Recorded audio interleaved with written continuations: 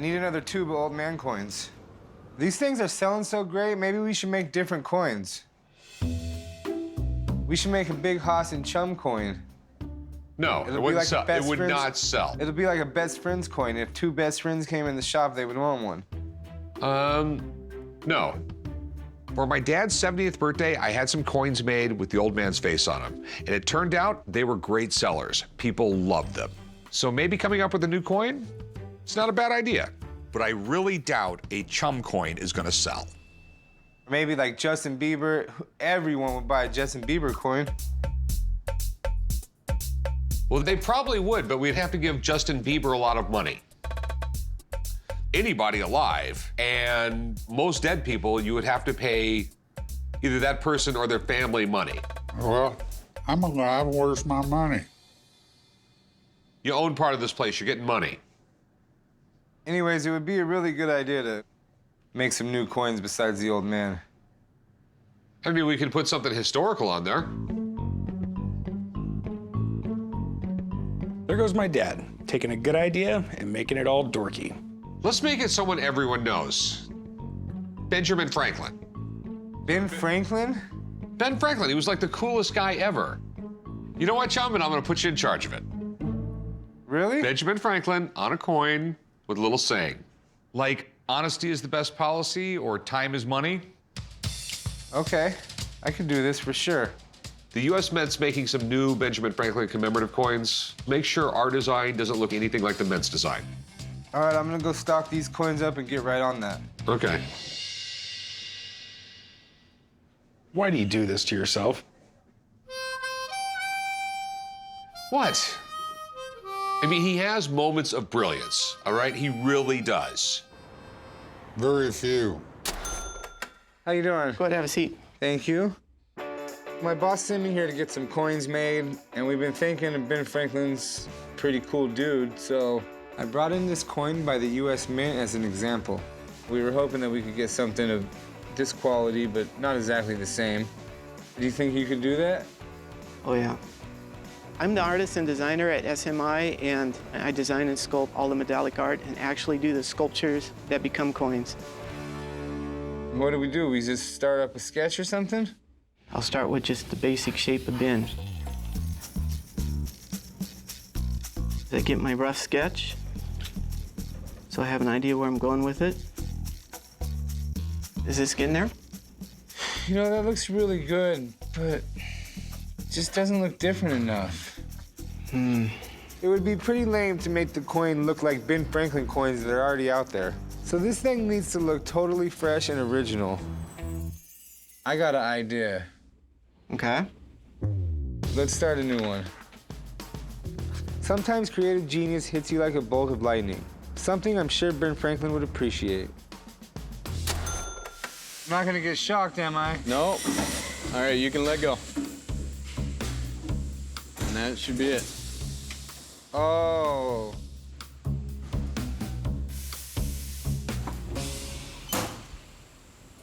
Here's your coin.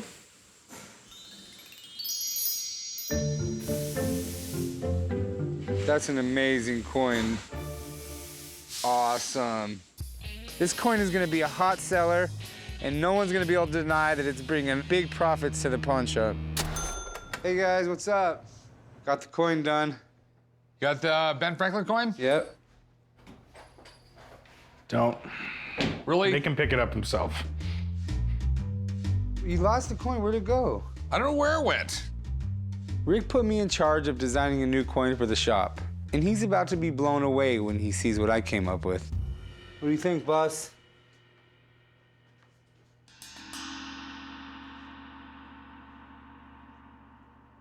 Not a bad looking coin.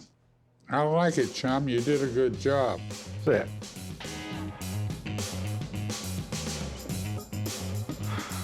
Dude. It's pretty good, huh? Let me see it. What's wrong with it? Let me see it. You're gonna love it. Really? Benjamin Franklin did not have a goatee. This is you. Looks like Ben Franklin to me. You definitely need to put your glasses on, Grandpa. That's Chumlee. That's not Ben Franklin at all. How many of these did you order? I just got a couple. For free, because we do so much business with them. Redo it. Redo it, bring it to me before they stamp anything out. Chum might fool the old man, but anyone with functioning eyes is going to know that is not Ben Franklin. It's just some dim-witted nobody from Vegas. There's no way I'd be able to sell these. So you like it, boss? It looks like a young Benjamin Franklin to me. Since when did Ben Franklin have a goatee? He might have had one. We don't know. Not right now, just not right now. Dude, you ordered a bunch of these? My dad is gonna kill you. It's cool. The old man approved it. He likes them. He saw them. The old man's blind. He thinks it's Ben Franklin. Dude, I already sold 2 of them. Dude, you're in so... I told my dad this would happen. You are gonna be in so much. It's what your dad wanted. Historical figures. It's your ass, dude. Have fun. I had to go over Rick's head to get the old man to approve my new Chum coins. Once the word gets out about these, everybody's gonna want one. It's gonna be like printing money. Dude, this coin's awesome. Why wouldn't you want to buy one?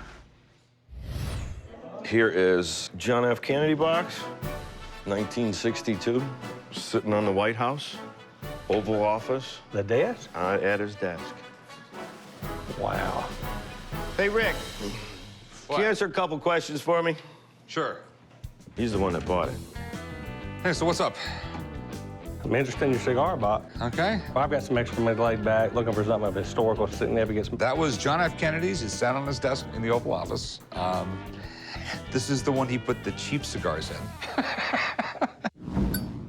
I came to Vegas with my wife for a convention, and we always stop in the pawn shop just to look at the different historic things. When I first saw the cigar box, I really kind of wanted to hear the story. I love history. It's a kind of a hobby of mine. Maybe we can work a deal out. The day before the whole Cuban embargo thing happened, he had Pierre Salinger go around the entire D.C. area, bought all the types of Cuban cigars he liked, and he kept those in his cigar humidor. And he put this one on his desk and put the less expensive cigars on it. These are the cigars that he was handing out that were sitting on his desk. I think they might be a little dry now. But this is the one that actually sat on his desk. I got letters when they inventoried the thing, paperwork up at the gazoo. This is letters right from his secretary, day after he passed away. And then Robert White actually bought it, and there's paperwork on that too as well. Yeah, you rarely get this much paperwork or something. Once in a lifetime piece. It really is. In terms of presidential memorabilia, this is practically the best. I mean, there will never be any more cigar boxes owned by JFK. And this is the only cigar box he placed on the Oval Office desk. And that's why it's valuable. It's a one-of-a-kind, just like me. What are we talking price-wise here? I mean, I'll take 80 grand for it. 80. 80,000. I was thinking more like 60,000. No, because I would lose money at that. His personal cigar box went for, I think, $500,000. And this is his other one. Give me 80 grand for it. I mean, it's John F. Kennedy's cigar box. I mean, That's quite a bit of money. it's a pretty amazing piece of history, though. Well, what about 70?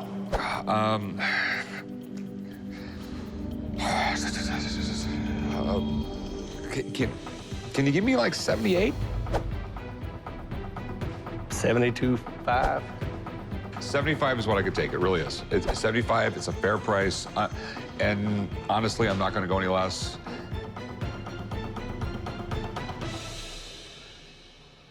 $75. 75. Write them up. Cool. Got a deal, boss. Honestly, it was pretty cool having JFK's cigar box in the shop.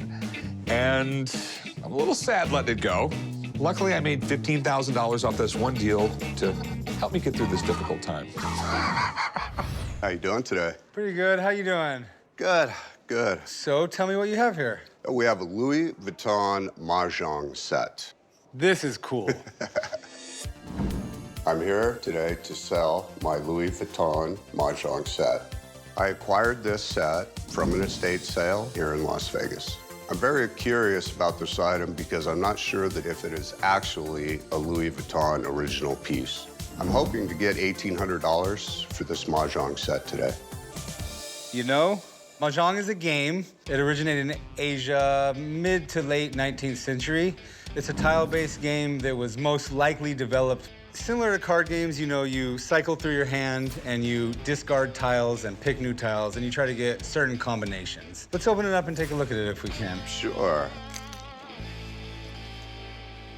Okay, so yeah, you have the tiles in here, the LV on one side, and then you'd have the Chinese characters on the other side. Well, Louis Vuitton is known for doing all types of vanity case things, and they've actually made several Mahjong sets. You know, they released, I believe their first one was around 1950, and recently, even 2021 and 22, they released, you know, a new set. Now, the newest Mahjong set is $89,000.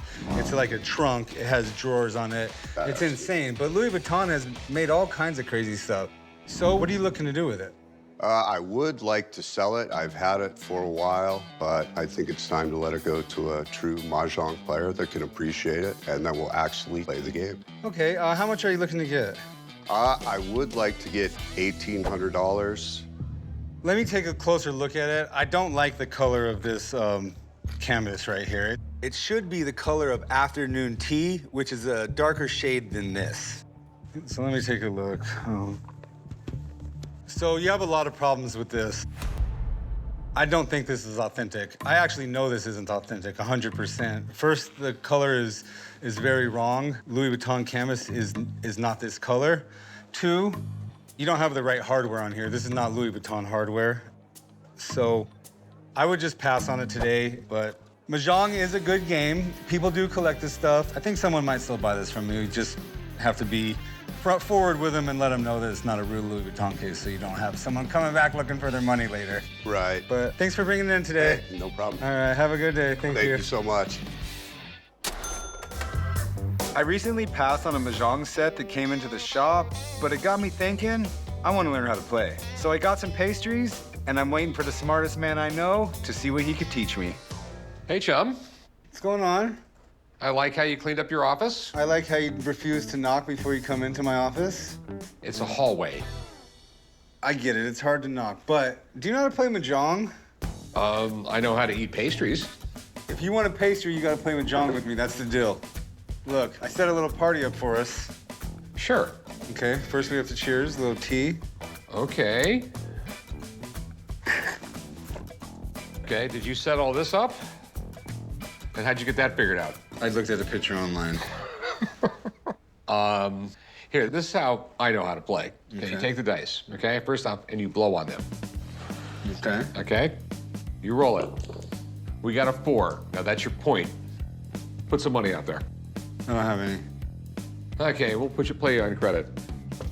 Okay, that's on the pass line. Okay. Okay? 7, you win. I think you're teaching me craps. That's not how you play Mahjong. I know a little bit more than you. Okay, you put dice out there. I know how to play dice. I don't know how to play Mahjong, right. but I know how to eat a pastry. I mean, the pastries were supposed to be a bonus, not the game. I think we need to do some more research. Big Hoss, I'm pretty sure he knows how to play this. He knows how to play craps and blackjack. He does not know how to play Mahjong. He knows how to play it. I don't think so. He's always been the smartest Harrison. Earlier, I got a call from a guy looking to unload an old Mercedes. So Corey and I are headed out to take a look. Thought it was a Mercedes. It is a Mercedes. 1962. The Mercedes Unimog, a German military vehicle. Well, obviously it's a Mercedes, but it's totally not what I expected. I thought it was a car. I called the guys down at the pawn shop to check out my Unimog. It feels awesome to drive this. I'd like to sell it because I need another project. I would love to get something like $22,000 for it. All right, so tell me about it. This Unimog was a model called the radio box, and the inside was filled with shells and radios. The Germans used to hide in the woods, you know, listening to the Russians during the Cold War with this thing. It was very, very versatile. Yeah, these trucks are really cool. I mean, they have massive torque. It'll climb anything. It'll ford rivers. It'll go just about anywhere. It also has an articulated chassis. It'll bend. So if it goes into a hole, it pretty much stays level all the time. It's meant to be off-road. The Unimog was designed in Germany right after World War II. They were originally designed to be used on farms, but the things were so damn tough, they became popular with militaries around the world. So it's your standard military vehicle, extremely uncomfortable and bare bones. Yep. Can you start it up for us? Sure. It's an old Mercedes motor, but it looks in good shape. I don't see any leaks. The Unimogs are cool. It's every kid's dream to have a truck like that. It can drive through anything. But I've never bought or sold one of these things before, so figuring out a price is gonna be tricky. Okay, ready to buy it? Depends on how much you want for it. Well, I would like to get about $22,000 for it. Okay, before I make you an offer, I gotta figure out what this thing's worth. I don't think there's a Kelly Blue Book on Unimogs. So do you mind if I get someone down here, have them take a look at it, and let's go from there, all right? Okay. All right, I'll be right back. Sounds good. Thank you very much. I'm thrilled that they're calling in an expert, and I'm very confident that it'll get a good report. Wow. Unimog. That's it. Sweet, man. The guys usually call me to come check out any kind of a vehicle, a car, a truck, a hot rod, whatever it may be. It looks beautiful. The engineering in this is just way ahead of its time, man. I love that axle design. You know, they do that on the Hummers, you know, the H1s. Yeah. The portal gears in there. Keeps the axle high, but it keeps the vehicle lower to the ground. This was kind of cutting edge back then. But the Unimogs, I mean, they started off life as basically tractors, but their real forte was military use. The fact that the chassis flexes like that, which allows the vehicle to go anywhere, I really believe that the Unimogs were way ahead of their time. That sounds great.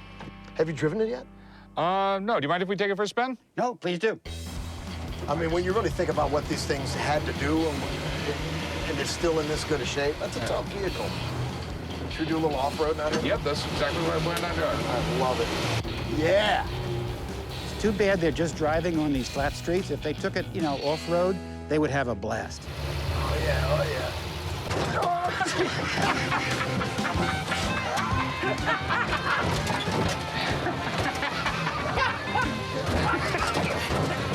Oh, I want to buy this thing. Oh, yeah, man. This is comfortable. Everything really worked absolutely as it should on this vehicle. I think my spine's at least 2 or 3 inches shorter than it was before we started. So is there a market for these things? Yeah, there is, believe it or not. They've kind of got this cult following. It's not like a market for a Harley Davidson or something. You know, it's a narrower market, but there's a market for it. I've seen them going nice ones, $17,000, maybe $18,000 mark. I would classify this one as nicer, really nice. This is probably the nicest one I've ever seen. Okay.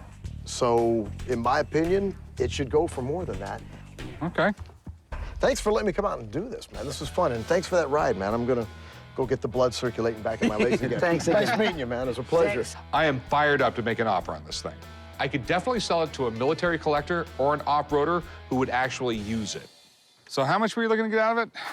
I'd really like to get 22. I think it's in such good shape. I've put a lot of money into it. It runs like new. You knew when you put the money into it, though, you weren't going to get it back, right? I think I did. I've done this before, so Okay. you expect to get some of it back. It is in very nice shape, but it's not an easy sell. This is really limited market, okay? And I can give you 15 grand today. Mm-hmm. You walk away and it's done.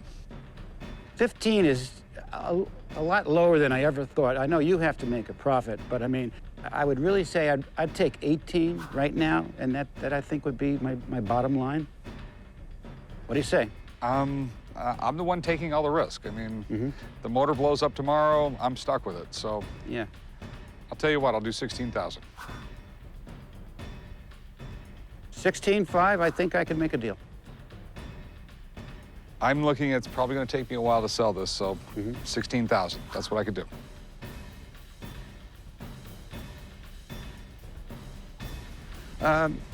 Okay, we have a deal. All right. Thank you. I'm happy. You know, I'm ready to get on to another project.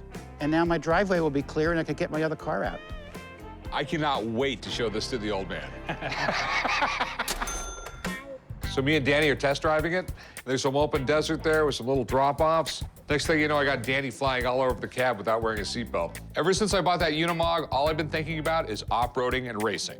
Sounds like you guys got to take this thing racing in the desert. I don't think you want to take it racing. I mean, the thing's top speed is like 45 miles an hour. That's around your top speed in the desert, isn't it? Please. My dad thinks he's a better racer than me, but I remember beating his ass when I had to tow him back to camp. Before it broke down, I was running circles around you. Yeah, what does it have, like 500 more horsepower than mine? I am a better driver than you. There's just no two ways about it. I am. I mean, put me in the same vehicle, same motor, everything, I'll beat you every time. I know where we can settle this. Go-karts? Let's go. You guys got to bet something. You know, we just got the girls in here pink pawn shop shirts. I'll bet that. All right. I look good in pink anyways. Okay, so let's go ride some go-karts, and after you lose, you get to wear a pink polo to work every day for a week. All right, sounds good. Let's do it. Make damn sure you don't do it on the company time. Yeah, sure. I've been driving since before you were born. Yeah, and you taught me how to drive, which makes me better. Yeah, I taught you how to drive, so I know you drive like. Hey, is that Matt Kenseth? I don't know. Are you Matt Kenseth? Yeah. Didn't you just win the Daytona 500? Yeah. Matt Kenseth is one of the biggest names in NASCAR. He's won the IROC, the Winston Cup. He's won the Daytona 500. I guess you could say he's a pretty good driver. So, do you mind if me and my son race against you? You guys want to race me? Yeah, sure, why not? I was gonna teach my son a lesson. I'm figuring maybe a few people could. Yeah, you guys don't have a problem with it, do you? Let's do it. All right, I'm grabbing the 17 car. No, man. Sure? 17 is my number. That's the only condition to a race. All right, go I got to for it. have 17. I don't think it's exactly fair that he got a head start, but you know what? I still think I can beat him.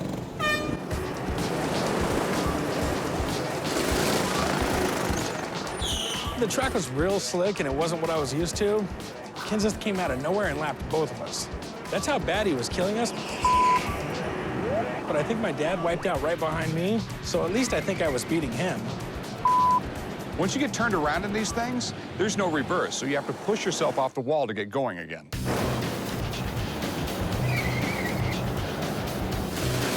It was really nice that Corey spun out because I was able to pass him, and he was never able to catch up. Of course Matt beat us, but I beat Corey. That means I won the bet. There's definitely something wrong with my go-kart. I use that excuse every week.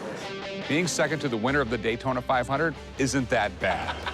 As a matter of fact, I think I should frame this photo just so I can remind Corey every time he says he can drive better than me. Thanks, Matt. I really appreciate it. This was fun. Thanks. All right, put on the T-shirt. Hell no. Oh, we had a deal, okay? Yeah. No. We both lost. Okay, no, but you extra lost. Okay? You Between lost me and too. you lost. Nope. Put on the shirt. Not gonna happen. Really? How you doing? Hey, hi. What do you have here today? Well, I have a Peter Lick photography book. As you can tell, it's really, really big, so I'm trying to downsize and get rid of it. Yeah, Peter Lick is one of the greatest landscape photographers out there, but it looks more like a coffee table to me. This thing is huge. I'm no slouch. That's got to be about 100 pounds. I'm here at the pawn shop today to try to sell my autographed copy of Peter Lick's book, Equation of Time. The book itself spans about 500 pages of his most amazing work. Since most of his photos sell for several $1,000s, and this book also has his autograph, I'm hoping to get close to $7 grand. I've always been a fan of his work. He was really known for his, hiking and taking pictures of the wilderness. Like, look at this, it's beautiful. He made landscape photography so big like it is today. Peter Lick holds 4 spots in the top 20 most expensive photographs ever taken, and he has sold over $700 million in photography. I know he would, wake up at 2 in the morning to be out at the site, hike for an hour or two to get to the location where he needed to get set up before the sun would come up so he could have all the shots perfect that he wanted. I mean, look at that there. Gorgeous. It's the ocean and the sky. He just captures it so beautifully. I take photography in my spare time. I don't know that I would ever get this serious. I mean, this man is hardcore, so I can respect it. How much are you looking to get for it? I'm actually hoping to get close to $7 grand since it does have the autograph. So here's the deal. Peter Lick has accomplished everything there is to accomplish in his field. His signature's great and adds a really cool piece to this, but he has signed a lot of it. With that being said, it's a beautiful book. I'd like to give you $1,500 for it. Making it even 2? 1,800? 2? 1900? You're so close. I'm not gonna let it walk away for $100, but I feel like I'm losing here. Let's go do some paperwork. You got a deal. Thank you so much. Come on.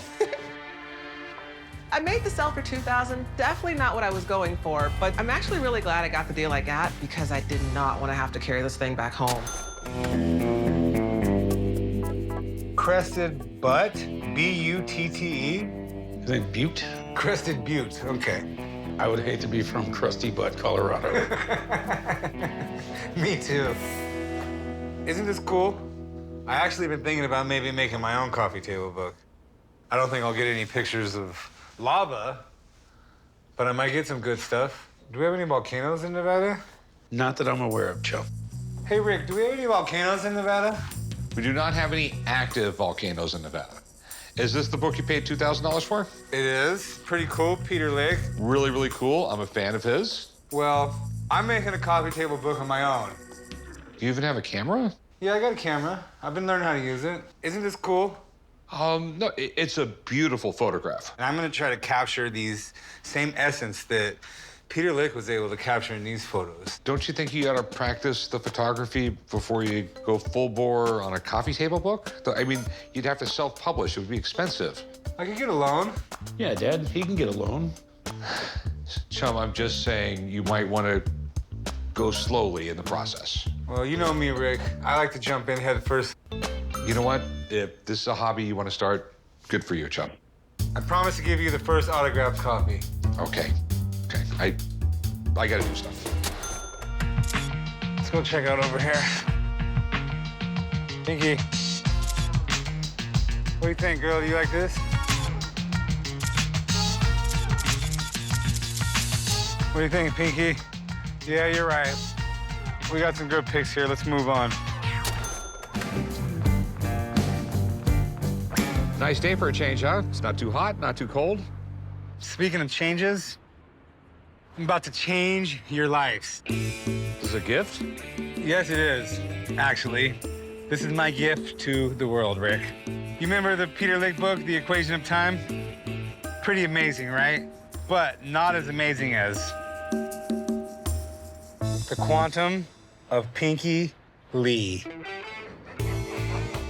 What's so funny? You actually created this? Yeah, it's my kind of book, too. There is 0 words in it. Are you gonna give them away to people?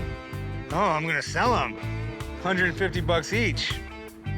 We can really make some good money here, Rick. Can we see inside the book, or is it just blank pages? Well, we start off with a blank page. What do you know? And then a beautiful landscape photography that I took. This is a picture of Pinky, and this is the burnt forest over backside of Mount Charleston right there.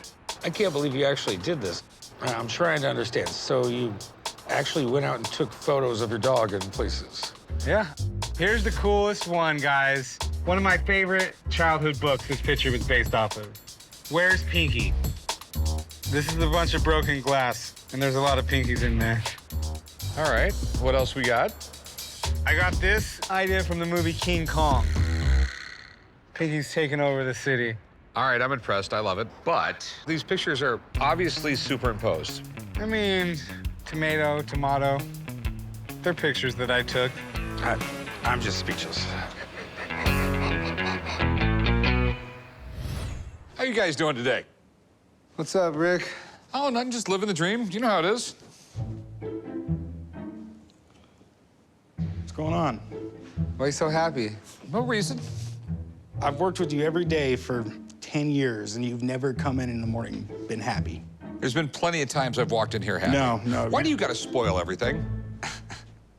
Well, anyway, I've decided to make some upgrades around here. Spending money again. Dad, you ever hear the whole adage, you gotta spend money to make money? I mean, it Have you literally... ever heard the adage, if it works, don't fix it? Okay, it also worked when we used to write pawn tickets by hand. We did a pretty good job of it. So what are you talking about doing here? We're gonna change some of the showcases. We're gonna get some, like, eco-friendly light bulbs around here. And I'm gonna change the phone system to Uma. What in the hell is Oomba? Uma. Oomba. It's that girl you dated before Grandma. Uma. Oomba. Just think of Uma Thurman. It's Uma. Oomba. It's a phone system for businesses that will save us money. If it saves us money, I'm for it. Well, get this Cigar lady in here. It's Uma. Uma. That's what I said. Oh, Bob the Builder. Shut up, Big Hoss. Why do you have all that? I've been thinking about what you said. This place needs some new innovations around here, so I brought my tool belt. Renovations. Yeah, same thing. So were you watching Home Improvement before work? Well, you never know what tools you're gonna need when you're installing Uma, and I want to be the one to do it, so. Chum, I appreciate that you want to take some initiative, but it doesn't require any tools, and I already did it. But I'll tell you what you can do, Chum. I was about to type in what the receptionist will say when you call the shop. I can do that. All right? All right. You sure Bob Vila can handle this? Isn't it uncomfortable? Just let it go. It's easy to do, right? Yeah, I think I got it. Let's see. For Shizzle, it's Chumlee. Leave a message for the Dizzle at the Bizzle. The what? For Shizzle, it's Chumlee. Leave a message for the Dizzle at the Bizzle. The dizzle at the bizzle? You like that? Get up.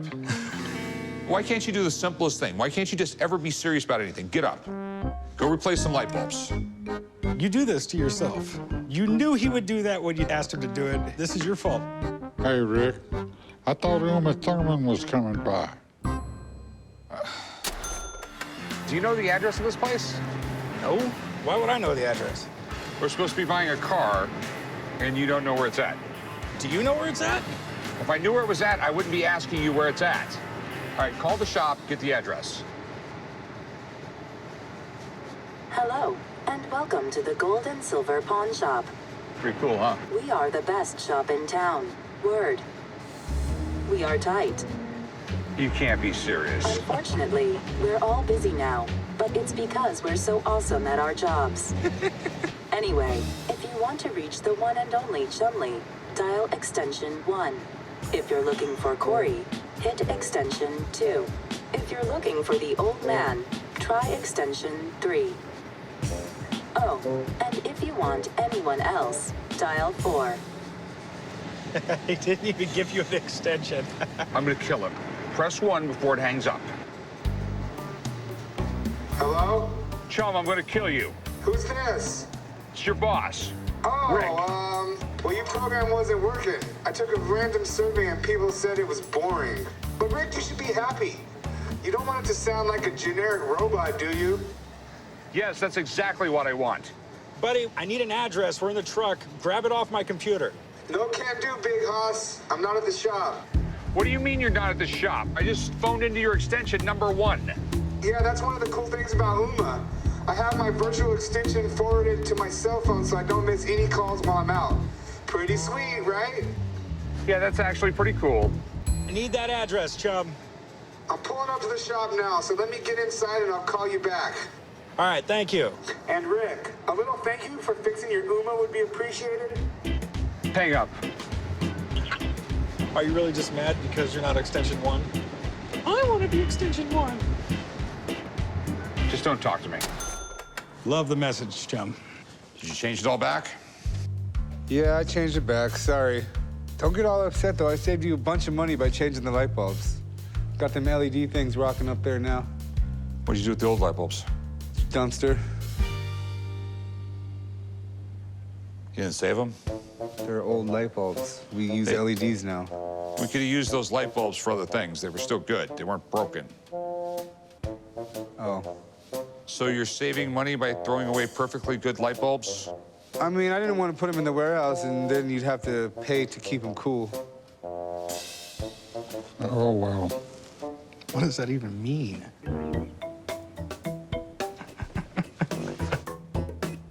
Another interesting day at the Gold and Silver Pawn Shop. Well, guys, in a couple hours, we're gonna have our efficiency expert in here, and maybe he can help us out with some stuff. The old man has been complaining about the shop wasting money. He just likes to complain. But it got me thinking about our staff and our productivity. So I found a guy who will come to the office and do a little seminar on this stuff. What is an efficiency expert? He's going to help us be more efficient around here, maybe with human resources, profit margins. What, like downsizing? I wish. Just getting things done better around here. So this guy's ran pawn shops before. Never ran a pawn shop before. It's a giant waste of time and money. It's the most inefficient thing I've ever heard. I think what we really need around here is we should make it more like Google and Facebook. We could have ping pong and soda machines. We could be relaxed. I don't think that makes you more efficient. Well, you could at least provide free breakfast and lunch every day. And how would that make us more efficient? It's free. And that's more efficient? Duh, you're saving money. It might be free to you, but somebody has to pay for it. I'm just trying to be efficient, get some damn tacos. When I walk around this place, I see a very big lack of efficiency. What do you guys think efficiency is? Rick, tell me, what do you think efficiency is? Make more money. You make more money, absolutely. And Richard, what do you think? More work and less goofing off. As a business owner, I'm always looking at ways to cut costs and increase my profit. So I hired a guy to come and talk to my management staff and hopefully make the store more efficient. So, Corey, if you were given the reins and said you're the boss for a day, what would you do? I'd start by getting a real phone system. Okay, how much do you think a real phone system, not having one, is costing you guys on a day-to-day, week-to-week basis? I'm telling you, they're costing us 10 grand a month. What's a phone system gonna cost us? $1,000 a month lease. So, Corey, the first idea you give me today makes you an extra 9 grand a month, all right? Hey! I thought my dad was just pissing money away when he hired this guy, but the stuff he talks about actually makes sense. So, guys, let's talk about cross-training. Because, see, if someone's out for the day or someone gets sick or people got to travel or anything like that, then people need to know each other's position. So, Corey, who should be trained in your position? Theo. Theo should be trained in your position. Excellent. So, Richard, who do you think should be trained in your job here? Nobody, because nobody else can. No one knows what his job is. He won't tell us what he does. Getting people to change their ways, especially in a family business, is kind of tough because, you know, you've always got the older generation wanting to do it the same old way. You know, the biggest problem is not the business. The biggest problem is the relationships. If you got too many people running the show, how efficient can it be? Who is the boss here? I am. I am. I am. So hang on, you're the boss? Yes. No, ain't no damn way. You sound like you're from England, right? From Australia, it's okay. close enough. Oh, close enough, okay? You know how you got the Prime Minister and then you got the Queen? This is Prince Charles, and that's the Queen. Trav, you want to show him how to write a pawn ticket? We had a meeting about the shop's efficiency, and the guy had a lot of useful tips. So I'm trying to put some of them to good use. I can't stress enough, in the description of the item, you cannot put enough information. Anything you can put on there that might help the police identify whether or not it's stolen, put on there. What are you guys doing? It's called cross-training. So in case, say, you get sick, I can move Antoine from the door over to here. Oh, did you learn this in your little fancy schmancy seminar with your dad? The guy was really smart. The guy was pretty smart and knew what he was talking about. I gotta hand it to my dad. I actually learned something from the expert he brought in, but that'll probably be the last time. What about all the ideas I had? I mean, we should be more like Google. Don't you guys want a nap station so you can refresh your brain? Free lunch so you don't have to worry about being hungry? Yeah, he's got a good one. A ping pong table so you can relieve your stress. PlayStation room. Sweet. Dude, think if we had a barrel to bob for apples in. Chum. Dude, Chum, a barrel okay. to bob for apples in. That's a plus. This is not Google. We're sticking to the program. We're doing cross-training. You're with the seminar dude now, huh? You're distracting him. He's trying to learn something.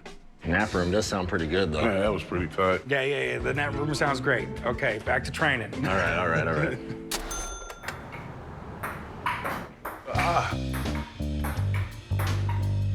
What's all that racket? Yeah! Oh, man, that was out. Hey, boss. Chumlee, what in the hell is going on?